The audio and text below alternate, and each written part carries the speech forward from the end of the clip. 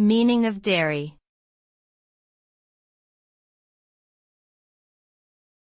Dairy.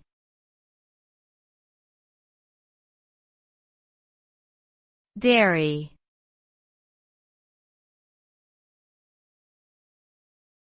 Dairy.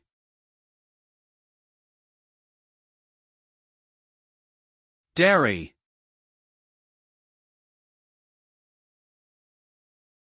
The word dairy refers to a place where milk and milk products are produced, processed, and sold. Typically, this includes milk from cows, goats, and sheep that are raised on a farm or in a rural area. From there, the milk can be pasteurized, homogenized, and processed into various forms like cheese, butter, yogurt, and ice cream. These products are then sold to consumers in stores and supermarkets. Dairy is an important part of the food industry and plays a significant role in providing essential nutrients to people all over the world.